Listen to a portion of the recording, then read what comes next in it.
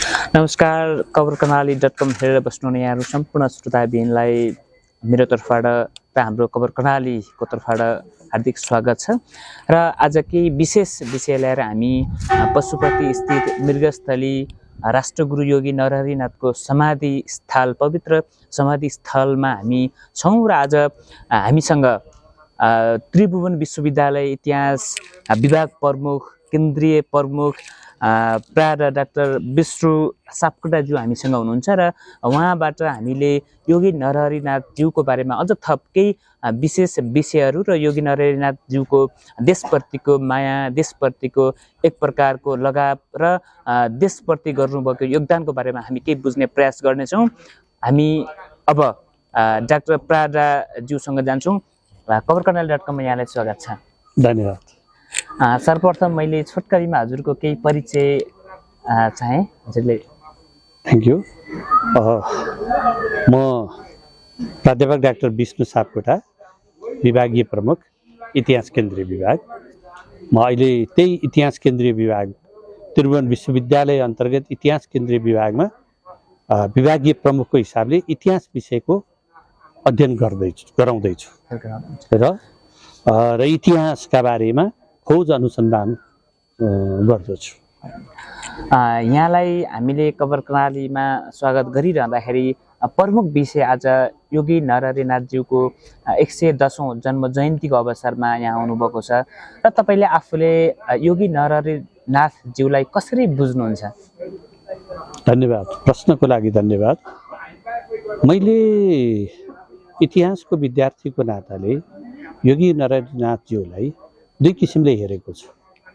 पहिलो कुरो त योगी नरहरिनाथ आफैमा त्यस्तो व्यक्तित्व हो जसले इतिहास, संस्कृति, पुरातत्वको विषयमा अत्यन्तै धेरै खोज, अध्ययन, अनुसन्धान र अवलोकन गर्नुभयो र उहाँले आफ्नो जीवनभर जो आफ्नो शिक्षा पुरा गरिसकेपछि, संस्कृतिको शिक्षा पुरा गरिसकेपछि उहाँले इतिहास, राष्ट्रको जीवन्त इतिहास कसरी तयार पार्न सकिन्छ, त्यो जीवन्त इतिहास कहाँ लुकेको छ भनेर उहाँले नेपालका पूर्व मेचीदेखि महाकाली र पश्चिमको कर्णाली क्षेत्र, मध्यमाञ्चल क्षेत्र, पूर्वाञ्चल क्षेत्र र सुदूरपश्चिमका सम्पूर्ण क्षेत्रको इतिहासको खोजीका लागि निस्किनुभयो। एउटा सादगी मान्छे, सामान्य परिवारमा जन्मिएको मान्छे, अनि पहिला त भाषाको ज्ञान लिनुभयो, संस्कृत भाषा, वेद वेदान्तहरूको, यजुर्वेद, सामवेद र अथर्ववेदहरूको अध्ययन गर्नुभयो र आफूलाई अध्ययन गरेर आफू नै एउटा सक्षम बनिसकेपछि देशको इतिहास खोजीका लागि हिँड्नुभयो। उहाँले देशको पहाड, कन्दरा, हिमाल, यी सबै क्षेत्रको शिलालेख, अभिलेख, ताम्रपत्र भए जति चाहिँ खोज्नुभयो। खोजेर लिएर आएर ती शिलालेखहरूलाई, अभिलेखहरूलाई आफ्नो चाहिँ नि ऐतिहासिक सामग्री इतिहास प्रकाशमा चाहिँ नि लेख छाप्नुभयो र उतार्नुभयो। जसले गर्दा के भयो त भन्दा लेख्ने मात्र होइन, त्यसलाई उतार दिनुभयो र प्रकाशन गर्नुभयो। प्रकाशित सामग्रीहरूलाई के गर्नुभयो त भन्दाखेरि ती प्रकाशित सामग्रीहरूलाई जनता माझ पुर्याइदिनु। उहाँ भन्नुहुन्थ्यो एउटा राष्ट्रलाई चिनाउने माध्यम भनेको इतिहास हो, इतिहास हाम्रो गौरव हो। जो मान्छेले इतिहास जान्दैन उसले राष्ट्र चिन्दैन। त्यस कारणले गर्दा इतिहास भनेकै आफ्नो स्वदेशीले अथवा स्वदेशमै जन्मेको व्यक्तिले इतिहास तयार गर्नुपर्छ। यसका लागि के गर्नुपर्छ त? इतिहासको खोजी गर्नुपर्छ। इतिहासको खोजी कहाँबाट गर्नुपर्छ त भन्दाखेरि किताबी ज्ञानबाट मात्र इतिहास प्राप्त गर्न सक्दैनौँ। इतिहास खोज्नका लागि त कहाँ जानु पर्यो त भन्दा इतिहास भएका ठाउँमा जानु पर्यो। त्यहाँ हाम्रो हिमालमा इतिहास होला, अनि जङ्गलमा होला, कन्दरामा इतिहास होला, त्यहाँ भएका शिलालेख होला, अभिलेखहरू होला, ती सबै छरिएका होलान्, भग्नावशेष रूपमा होलान्। तिनीहरूलाई चाहिँ खोतल्ने काम कसले गर्नुभयो त भन्दा योगीजीले गर्नु। अनि उहाँले त्यति मात्र होइन, इतिहास भनेको कुनै राजा महाराजाको इतिहास मात्र होइन, राजा महाराजाको इतिहास त अरूले लिएर आएर बोलाएर पनि इतिहास लेखिन्छ, तर इतिहास भनेको त के भने जनताको पनि लेख्नु पर्यो। इतिहास जनताको पनि के इतिहास लेख्नु पर्यो त भन्दा त्यहाँको जनताको सामाजिक अवस्था, आर्थिक अवस्था, सांस्कृतिक अवस्था र धार्मिक अवस्था र त्यहाँको सुशासनका बारेमा इतिहास तयार पार्नु। त्यसका लागि उहाँ कहाँ जानुभयो त भने मैले अघि नै भने जस्तै कर्णाली प्रदेशका सम्पूर्ण भूभागहरू, कर्णाली क्षेत्रकै इतिहासलाई उजागर गर्नु। खस राज्यको त्यो उत्पत्तिका विषयमा यति धेरै चाहिँ सामग्रीहरू पछाडिका पुस्तालाई चाहिँ त्यो प्रेरणा भयो।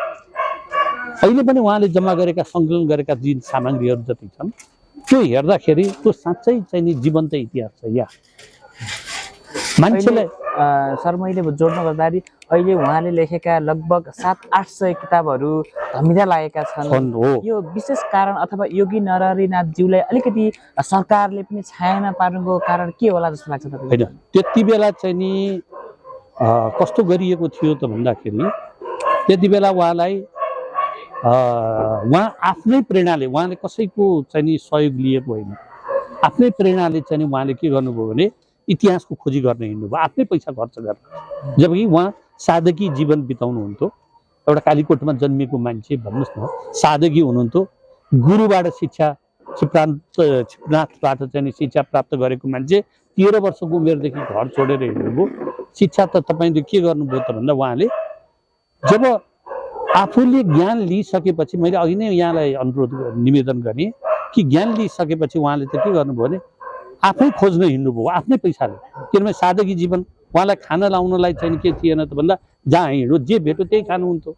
सामान्य लुगा एउटा चाहिँ तपाईँको कछाड बाँधेर एउटा चाहिँ जो ऊ भएर हिँड्नुहुन्थ्यो, नाङ्गा खुट्टाले हिँड्नुहुन्थ्यो भन्दा उहाँलाई त सोख साइल त चाहिएन। त्यो नभएपछि त उहाँले के गर्नुभयो त भन्दाखेरि त्यसैको खोजी गर्नुभयो। इतिहास त त्यहाँ लुकेको हुन्छ भनेर भन्नुभयो उहाँले, होइन?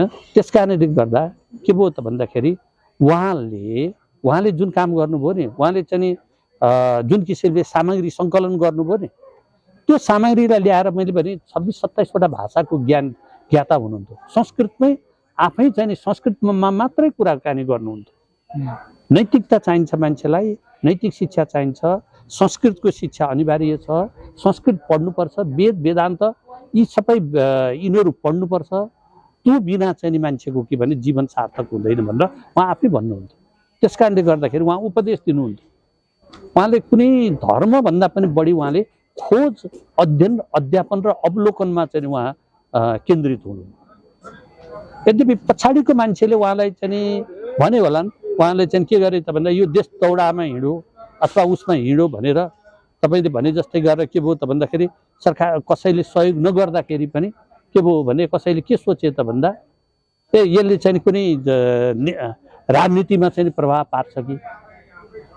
त्यस कारणले गर्दाखेरि उहाँले चाहिँ कहिलेकाहीँ के गर्नु पर्यो त भन्दाखेरि उहाँ देश दौडामा हिँड्दाखेरि अथवा कुनै सिस्टमको चाहिँ कुरा गर्दा, भनौँ न मैले अघि नै भनिसकेँ यहाँ कुरा गर्ने, सुगौली सन्धिको विरोध गर्दा सुगौली सन्धि ठिक होइन, हाम्रो भूभागहरू खुम्चिन गयो। हो, त्यो विषयमा मैले अलिकति जोड्न चाहेँ। हिजो राजाको पालामा पनि उहाँले ती प्रश्नहरू गर्दै गर्दा अथवा त्यसको बारेमा भाषण दिँदा अथवा सम्झाउँदै गर्दाखेरि राजाले पनि अलिकति कारागारसम्म पुर्याउन सक्यो अथवा त्यो पनि भन्ने आउँछ नि, सुन्ने आउँछ। हो, यो चाहिँ के हो त भन्दाखेरि त्यति बेला दुई राष्ट्रको बिचमा भएको सुगौली सन्धि थियो। त्यो चाहिँ अङ्ग्रेज र नेपालको बिचमा भएको थियो। नेपाल अङ्ग्रेज युद्धपछि नेपालले पराजित हुनु पर्यो। नेपालको चाहिँ बहादुर शाहले विस्तार गरेको नेपालको सिमानामा टिस्टा काँगडासम्म थियो। हामी त काँगडासम्म चाहिँ थियो भनेदेखि पूर्वमा चाहिँ तपाईँको सिक्किमको भूभागसम्म थियो नेपालको भूभाग। सिक्किमको आधी पूर्वी भूभाग त हामी चाहिँ के गर्नु पर्यो त भन्दा खुम्चिएर सानो भयो। अब त्यो सानो भएको भूभागमा चाहिँ उहाँले के भन्नु भने अङ्ग्रेजसँग किन झुकेर सन्धि गरेको? लडेर ल्याएको बहादुर शाहले, नेपाल त बहादुर शाहले त्यत्रो बनाएको, त्यत्रो गरेको बहादुर शाहले के गर्नु पर्यो त भन्दा उसले पनि बिचारा चाहिँ जेलको यातना भोग्नु पर्यो। बहादुर शाह जेलमै मृत्यु भयो। भोट युद्धमा चाहिँ तपाईँको हिसाब किताब बुझाउन नसकेर चाहिँ बहादुर शाहलाई ती मृत्यु भयो। यस्ता घटना त इतिहासमा भइरहेका छन् नि। त्यसैले उहाँले के भन्नु भने यो ठिक भएन, भूभाग त घुम्न, राष्ट्रप्रति प्रेम गर्नु पर्यो, राज्य विस्तार गर्नुपर्छ। भन्ने किसिमको दिव्य उपदेशलाई भन्नुभएको छ पृथ्वीनारायण शाहले। पृथ्वीनारायण शाहले त राज्य एकीकरण गर्नुभयो नि, त्यो आवश्यकता थियो, त्यसलाई बढाउने काम उहाँकै छोराले गर्यो। त्यस कारणले गर्दा जीवन्त इतिहास, राष्ट्रको जीवन्त इतिहास लेख्नुपर्छ र त्यो इतिहास नेपालकै इतिहासकारहरूले गर्नुपर्छ। त्यस कारणले नेपालका चाहिँ ठुला इतिहासकार बाबुराम आचार्य, इतिहास संशोधन मण्डलका तपाईँको नयराज पन्त, धनबज्र वज्राचार्य होइन, यी चाहिँ शङ्करमान राजवंशी, यी सबैलाई चाहिँ 9 सालमा स्थापना, यी सबैलाई प्रेरणाको स्रोत उहाँ बन्नुभयो। सबै अहिले आधुनिक पछाडिका इतिहासकारलाई पनि के गर्यो त भने इतिहास खोज्ने, लेख्ने, पढ्ने र अनुसन्धान गर्ने बाटो खोलाइदिने काम त गर्नुभयो नि त उहाँले। इतिहासलाई चाहिँ जीवन्त बनाउने काम गर्यो। अनि पो हामी अहिले चाहिँ के भन्छौँ भने यो इतिहासमा यो छ भनेर। कारण के भने उहाँले त तथ्य र प्रमाण बिना इतिहास हुँदैन। तपाईँले इतिहास लेख्दाखेरि कथा काव्यबाट हुँदैन। इतिहास भनेको भावनामा हुँदैन। इतिहास भनेको साइन्स जस्तै हो। जसरी विज्ञानले इतिहासको खोजी गर्छ, विज्ञानले गर्छ नि, सत्य र तथ्य गर्छ नि, फ्याक्ट पत्ता लगाउँछ नि, त्यस्तै गरी इतिहास पनि त्यही हो। History is a science, no less and no more भनेर भनेको थियो होइन। त्यो चाहिँ जेबी बुरी भन्नेले एउटाले चाहिँ भनेको।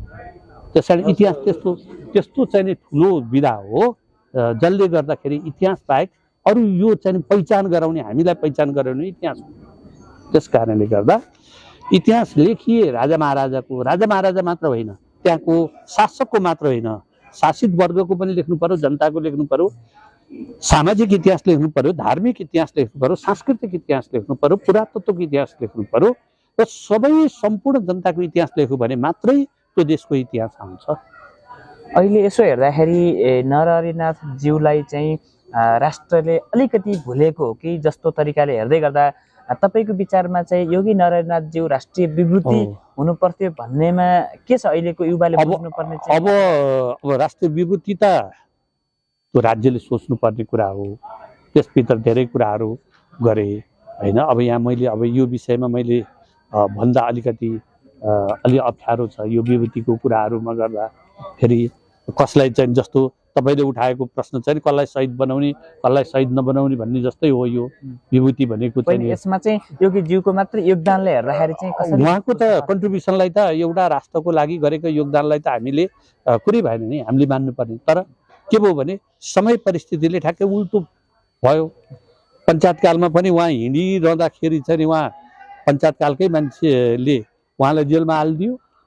बिचमा बहुदल आइसकेपछि पनि यो चाहिँ अलि राष्ट्र विरोधी नै हो भनेर चाहिँ तपाईँको के गर्यो भने हिँड्दाखेरि चाहिँ धर्मको पो प्रचार गर्यो कि क्या हो, कुनै धार्मिक सम्प्रदायको प्रचार गर्यो कि भन्ने किसिमको आरोप पनि त लाग्यो उसलाई।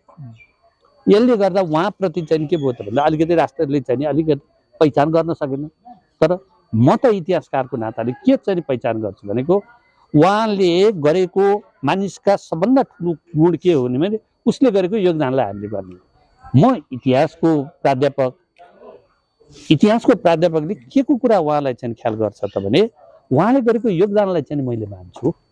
उहाँले उत्खनन गरेका, उहाँले पत्ता लगाएका सामग्रीहरू उहाँले सङ्कलन गरेर यहाँ राखिदिएका त्यो उहाँको निजी स्वार्थका लागि होइन, राष्ट्रकै लागि गरेको हो। त्यस कारणले गर्दा हो ठिक हो विदेशीले नै इतिहास लेख्नुपर्छ, लेखिएका छन् विदेशी लेखा। सुरुमा चाहिँ नि हाम्रो नेपालको इतिहास लेख्दाखेरि विदेशीले आएर लेखेको। ह्यामिल्टन, कर्कप्याट्रिकले लेखे पहिला, जुन बेला इतिहासै थिएन। तर उनीहरूले चाहिँ नि अरूको आधारमा लेखे, तर नेपालीले किन इतिहास नलेख्ने भन्ने किसिमको थियो। त्यस कारणले नेपालमा चाहिँ नेपालीहरूले थुप्रै पछाडिको पिँढीमा आएर त थुप्रै लेखे। धनबज्र वज्राचार्यले पनि उहाँको धेरै अभिलेखहरूको लेख्नु भएको छ। नेपालका धेरै थुप्रै यहाँ चाहिँ तपाईँको मकवानपुरदेखि लिएर थुप्रैका चाहिँ ती गढीहरू खोजेर गएर पछाडिको पुस्तामा चाहिँ पछाडिले पनि मान्छेहरूले खोजी गरे, नगरेका होइनन्। तर जति उहाँले गर्नुभयो नि उहाँको त 600-700 वटा कति छन् सामग्री, त्यो अहिले धमिराले अब त्यसलाई चाहिँ नि संरक्षण गर्नु पर्यो सरकारले। मैले के भन्छु त भन्दाखेरि अब हाम्रो त विभागले त सामान्य हामीले के गर्ने, इतिहास विभाग भनेको आफै चाहिँ सर्भाइभ हुनेलाई चाहिँ मुस्किल छ। हामीलाई पनि राज्यले चाहिँ सहयोग नगरे हामी पनि गाह्रो हुन्छ हाम्रो विभागका लागि पनि। भने इतिहासलाई जीवन्त बनाउनका लागि राज्यले उहाँबाट सङ्कलन गरेका जति सामग्रीहरू छन्, जति पनि सामग्रीहरू छन्, ती सामग्रीलाई संरक्षण गर्नु पर्यो एउटा। दोस्रो, उहाँकै सामग्रीलाई क्याटलगिङ गर्नु पर्यो कि लाइब्रेरीको जस्तो, अनि नबिग्रिने हिसाबले त्यो चाहिँ आजकल त्यो किराले नखाने हिसाबले। अब आजकल त तपाईँको विभिन्न टेक्नोलोजी आइसक्यो। कस्ता टेक्नोलोजी आइसक्यो भने तपाईँको त्यो सबै आयो क्या, त्यो माइक्रोफिल्ममा चाहिँ राखेर त्यसलाई चाहिँ राखेर बनाउने कामहरू गर्नु पर्यो।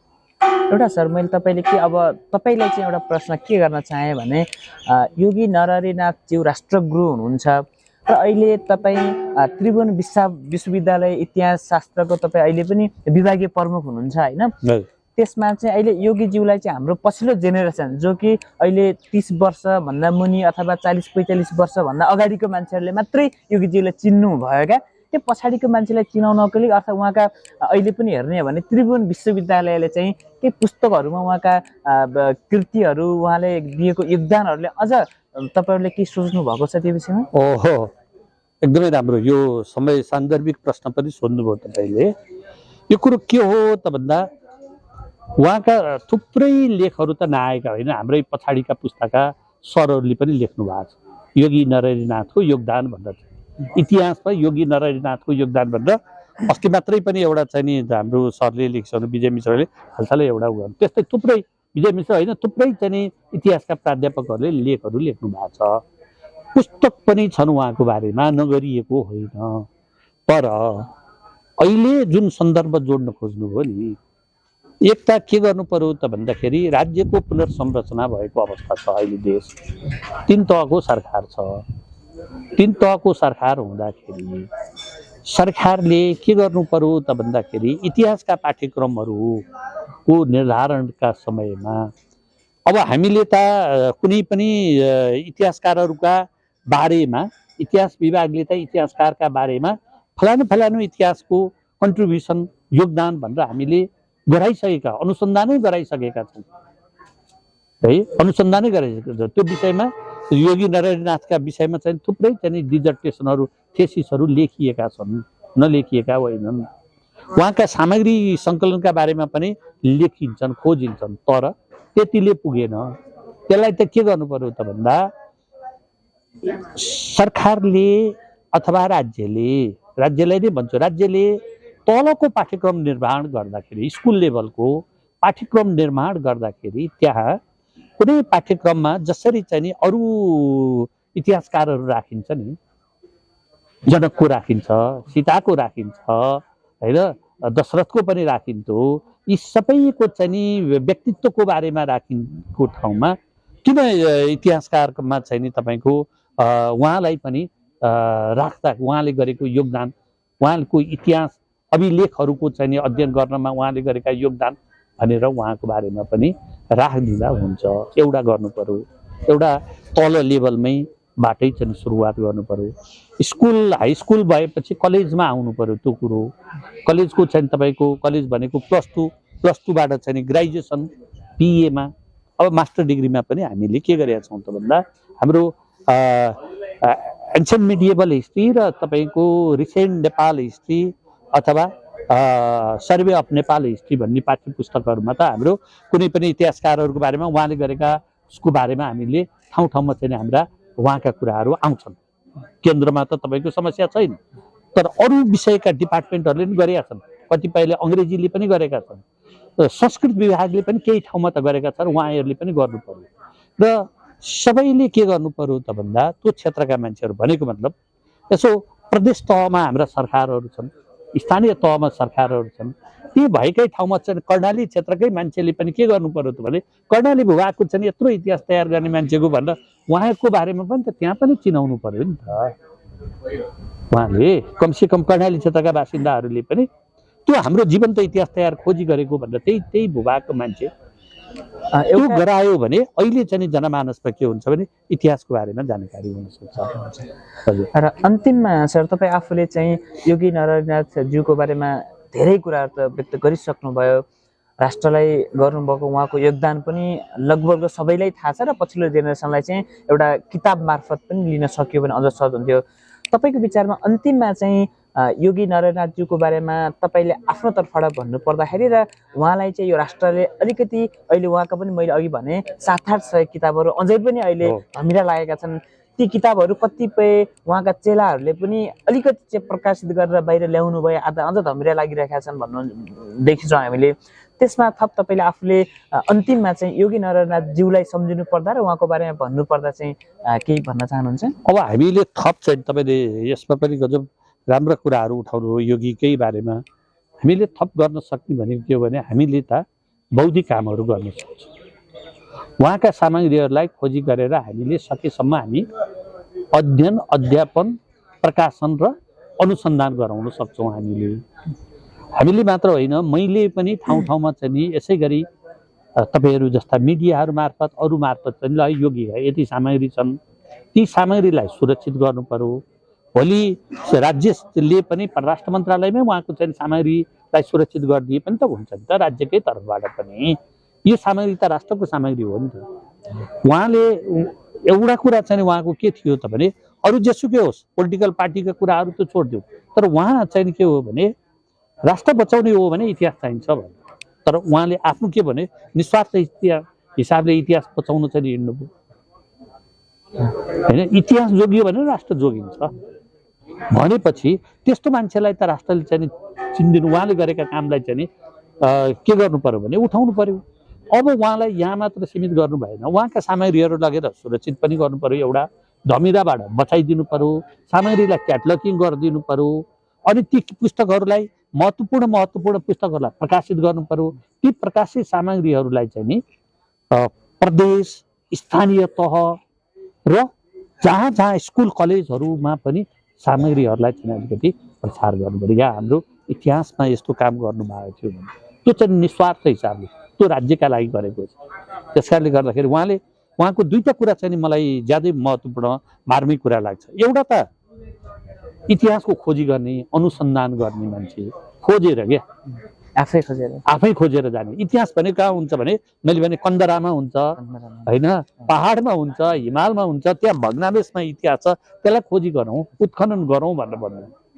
त्यसका लागि पैसा चाहिँदैन, तपाईँ हिँड्दै जानुहोस्। उहाँ भने नि मैले चाहिँ कति दिन चाहिँ तपाईँको खाना नखाएरै जङ्गलमै चाहिँ बसेर नाङ्गे खुट्टा नै हिँड्नुभयो। उहाँलाई चाहिँ जङ्गली जनावरले एट्याक गर्यो होइन, त्यो गर्दा पनि तर कन्दरामा पनि त्यहाँ इतिहास छ, त्यहाँ चाहिँ दबेको इतिहास छ, त्यसलाई खोजी गरौँ। जस्तो लिच्छवीकाल के अरे मध्यकाल शाहकाल यी सबैका अभिलेख खोज्ने काम गर्नुभयो। यो त कम हो र, भाषामा ज्ञाता हुनुहुन्थ्यो उहाँ। संस्कृतको आफै पोख्त मान्छे भइसकेपछि संस्कृतको सबै ज्ञान थियो। संस्कृतको चाहिँ नि मतलब संस्कृतबाटै चाहिँ वाचन गर्न सक्नुहुन्थ्यो उहाँ। संस्कृत विश्वविद्यालय खोज्नुभयो। हिन्दू महासङ्घ होला कतै कतै चाहिँ मान्छेले के भन्ला त भन्दा उहाँप्रति चाहिँ कुनै एउटा धर्मलाई बोकेर हिँड्यो भनेर विरोध गर्ने होला, तर एउटा पार्ट त्यसलाई छोडिदिनु पर्यो नि त। मान्छेको चाहिँ के भने हाम्रो शरीरभित्र त खराब चिज पनि त छन् नि त, पेटभित्र त खराब चिजलाई हामीले छोडिदिनु पर्यो, असल चिजलाई लिनु पर्यो। उहाँको योगदानलाई चाहिँ हामीले के गर्नु पर्यो त सम्माउनु पर्यो होइन। धर्म भन्दा पनि उहाँले जोगाउने काम के गर्नुभयो त भन्दा इतिहास जोगाउने काम गर्नु पर्यो, इतिहासलाई संरक्षण गर्नु। त्यो हिसाबले राज्यले पनि गर्नु पर्यो, विश्वविद्यालयहरूले गर्नु पर्यो, स्थानीय तहले प्रदेश तहले सङ्घले सबैले चाहिँ के गर्नु पर्यो त भन्दा उहाँका बारेमा गर्नु पर्यो। अब जानकारी कसलाई दिनु पर्यो? अब आउने पुस्ताहरूले के चाहिँ खोजी गर्नु पर्यो। अहिलेको पुस्ता कस्तो भयो भने टेक्नोलोजी जान्नु राम्रो हो, त्यसमा कुनै विमति छैन मेरो। टेक्नोलोजीबाट धेरै कुराहरू सिक्छ मान्छेले।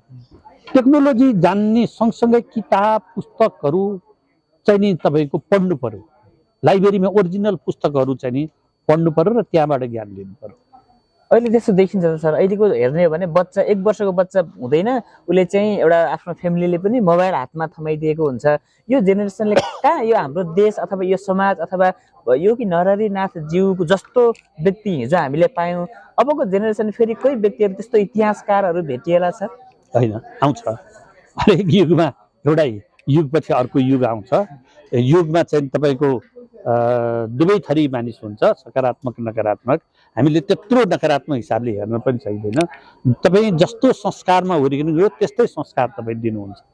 तपाईँको घरमा कस्तो परिवार वातावरण छ त्यस्तै चाहिँ तपाईँको पारिवारिक वातावरण हुन्छ। अब अहिले के आयो त भन्दा संसार त भर्खर परिवर्तनशील भयो। मानिसलाई चाहिँ मल्टिमिडियासँग बढी आकर्षण भयो। त्यसमा आकर्षण हुँदाखेरि नराम्रो छैन, जानेको छ, तर त्यो सँगसँगै किताबी ज्ञान पनि लानु पर्यो। उहाँले त्यो सिकाउने काम त कसले गर्नु पर्यो भने हामी जस्ता गुरुहरूले गर्नु पर्यो। म जस्ता गुरु भनेको हामीले त विश्वविद्यालयमा सिकायो भने स्कुलदेखि नै के गर्नु पर्यो त भन्दा यसलाई ठिक ठाउँमा प्रयोग गर, यो यति बेला प्रयोग गर। कम्युनिकेसन अथवा मोबाइल, युट्युब यी सबै चाहिँ के का लागि प्रयोग गर त भन्दा चाहिने बेलामा प्रयोग गर, अरू बेलामा किताबी ज्ञान पनि लिएर दुवै चाहिन्छ, नभइकन त हुँदैन। अहिले हामीले धेरै कुरा हामीले पनि सिकेका छौँ, नसिकेको होइन। त्यसलाई सदुपयोग चाहिँ गर्न जान्नु पर्यो त्यो चिजलाई। त्यो भयो भने सरल र सहज पनि भएको छ। अहिले चाहिँ तपाईँको अमेरिकाको इतिहास हामी यहाँबाट जान्दछौँ, त्यो त राम्रो बनाएको छ। त्यो चाहिँ तपाईँले हेर्न सक्नुहुन्छ सबै। तर यसको माने के भने फेरि आफ्नो इतिहास पनि बिर्सिनु भएन, लाइब्रेरी पनि पढ्नु, त्यस्तै सँगै प्यारलली लानु पर्यो। यसले त डेभलपमेन्ट भनेको त तपाईँको बिस्तार हुँदै जाने हो नि त। अहिले मैले तपाईँले ठ्याक्कै यही विषयमा फेरि जोड्दै गर्दा एउटा म अब अन्तिम प्रश्न तपाईँलाई, अहिले नेपालका धेरै मानिसहरूले अहिले अल्बर्ट आइन्स्टाइनलाई चिन्छन्, त्यसै गरी थोमस एल्वा एडिसनहरूलाई चिन्छन्, तर योगेन्द्रनाथलाई चिन्दैनन् क्या। यो के होला सर? यो अब यस्तो हो, यसो तपाईँले के भयो भने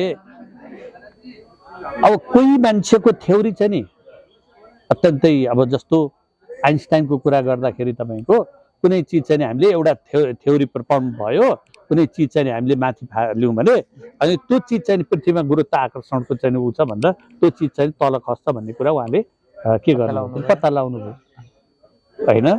अब त्यो कुरो त्यति बेला थियो र पत्ता लागेपछि साइन्सका विद्यार्थीहरूले त्यही थ्योरीलाई पढे।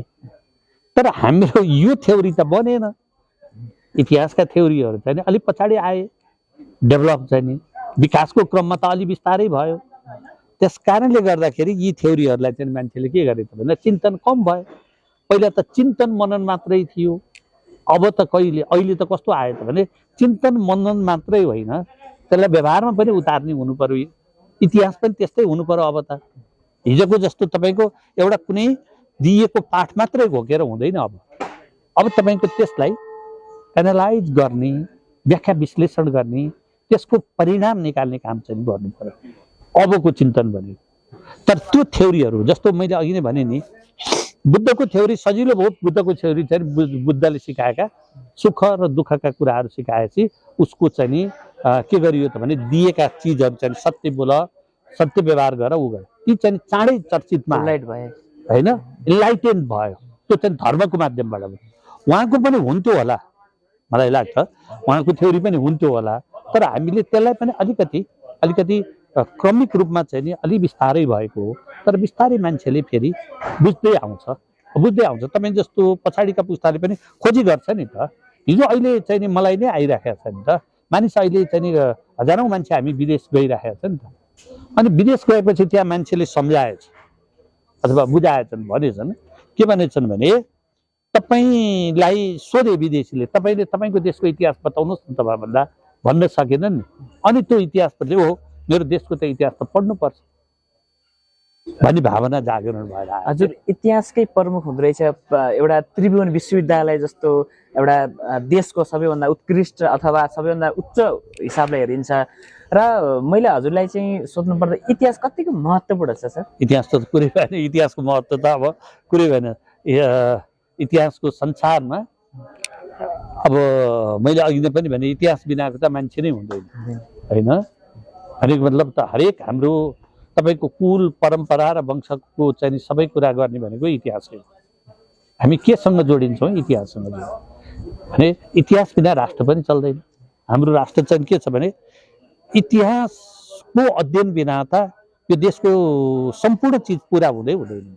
त्यसैले गर्दा इतिहासलाई चाहिँ के भन्छन् त भन्दा दार्शनिकहरूले पनि इतिहास राष्ट्रको चाहिँ नि तपाईँको गहना हो, राष्ट्रको ऐना हो, राष्ट्रको पथ प्रदर्शक हो होइन। इतिहास देशको माटो हो। त्यसलाई त हामीले छुनुपर्छ। इतिहासलाई नै बिर्सियो भने त अनि के बाँकी रहेर, हाम्रो पुस्ता नै बाँकी रहेन नि त। हामी घरमै पनि इतिहास छ नि त। तपाईँको मेडिकलको पनि हिस्ट्री छ, अर्थशास्त्रको पनि हिस्ट्री छ, संस्कृतिको पनि इतिहास भन्छ नि त उनीहरू। एउटा छ नि त पार चाहिँ। 7 सालको क्रान्ति पनि इतिहास बन्यो, 7 सालको 46को जनआन्दोलन पनि हिस्ट्री भयो, अब 62को नि त्यो त हिस्ट्री हो नि त। त्यसलाई त जीवन्त राख्नु पर्यो। हरेक कुराको के छ भने त्यसरी यी सबैको अध्ययन त महत्त्व छ नि त। अनि त्यो त संरक्षित गरिदिनु पर्यो नि त। अनि राजा महाराजाको इतिहास पनि महत्त्व छ।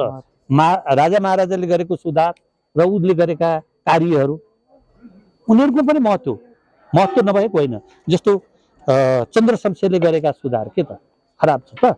सती प्रथा उन्मूलन, दास प्रथा उन्मूलन होइन भनेपछि उनले गरेका शिक्षाका सुधार, हरेक मान्छेले गरेका सामाजिक सांस्कृतिक सुधारहरू त त्यो त धेरै महत्त्व। रामशाहको सुधार, न्याय नपाए गोर्खा जानु, त्यसैले कत्रो महत्त्व दिएको। पृथ्वीनारायण शाहले गरेका सुधारहरू, राज्यको एकीकरण होइन, मानदेवले राज्यको विस्तार, लिच्छवी कालको चाहिँ त्यति बेलाको समाज, र त्यहीलाई रिपिटेसन त हो नि। त्यसकारण इतिहासको अध्ययन त मैले भनिहालेँ, सामाजिक, आर्थिक, राजनीतिक, धार्मिक, सांस्कृतिक, वैज्ञानिक सबै क्षेत्रमा चाहिँ इतिहासको अत्यन्तै महत्त्वपूर्ण स्थान छ। इतिहास बिना राज्य चल्न सक्दैन। इतिहास देशको ऐना हो र जसले राज्यको निर्माण गरेको हुन्छ। धन्यवाद सर, यो महत्त्वपूर्ण समयको लागि। Thank you.